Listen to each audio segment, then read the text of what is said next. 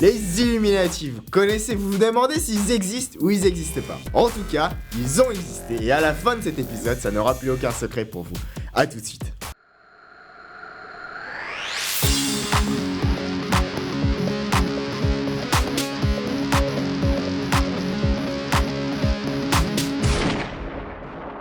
Salut à tous, c'est Kazoo et bienvenue dans ce 15e épisode d'AK1. Alors aujourd'hui on va parler des Illuminati.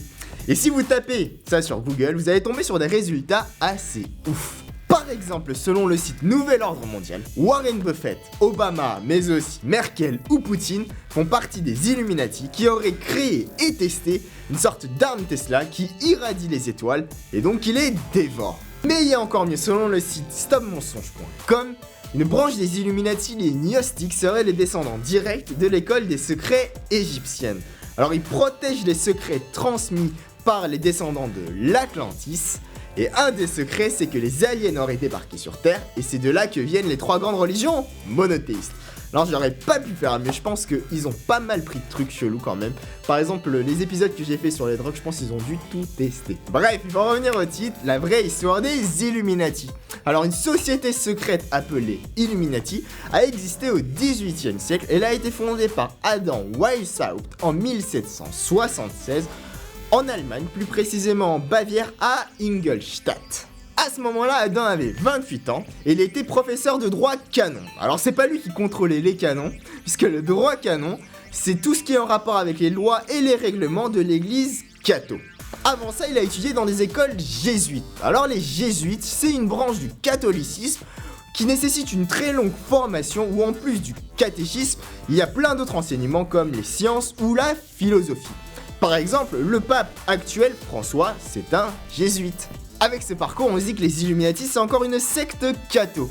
Eh ben non, Adam était devenu athée et il était pour l'éducation et le progrès pour faire sortir la population de l'obscurantisme et du fanatisme. Plus simplement, à l'époque, la majorité de la population était dans l'ignorance et était donc divertie par la religion pour pouvoir être exploitée à leur gré. Et c'est pour ça qu'il a créé les Illuminati qui devaient être le lieu où justement il allait pouvoir partager ses idées en démystifiant les mythes religieux mais aussi les préjugés sociaux.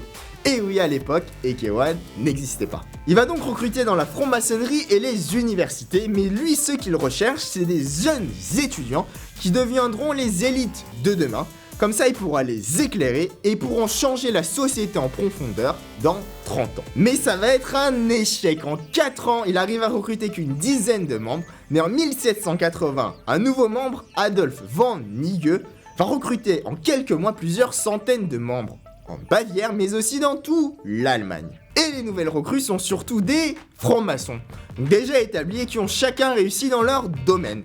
Alors ça va à l'encontre de la philosophie d'Adam, et en plus de ça, Adolf va cacher l'anticléricalisme des Illuminati et va plus mettre l'accent sur l'aspect société secrète en créant des nouveaux postes calqués sur ce qui était à la mode dans la franc-maçonnerie.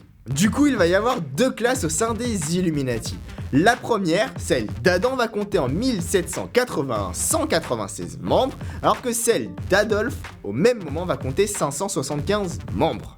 Par contre, leur fonctionnement était vraiment stylé, on se croirait dans un jeu vidéo. Par exemple, Adam va se surnommer Spartacus, va surnommer la ville de Munich Athènes et la Bavière Grèce.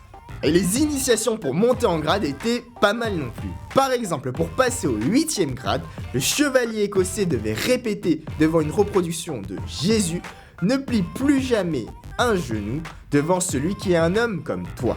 Ou pour passer au 10e grade, le prince était enchaîné avant d'être libéré de l'esclavage où l'avait tenu l'État, la société et la religion, après s'être engagé de ne plus faire de distinction entre roi, noble ou mendiant.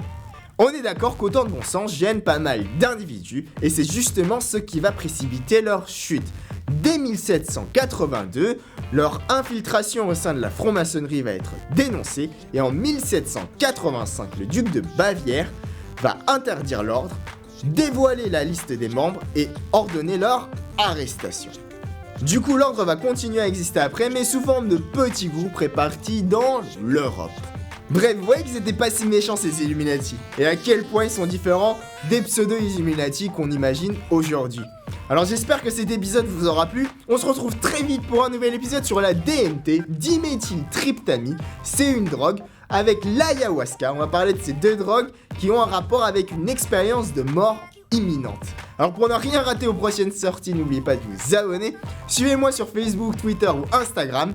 Si vous avez aimé l'épisode, n'hésitez surtout pas à la partager autour de vous. Et n'oubliez pas que l'arme la plus dangereuse au monde est le savoir. Peace.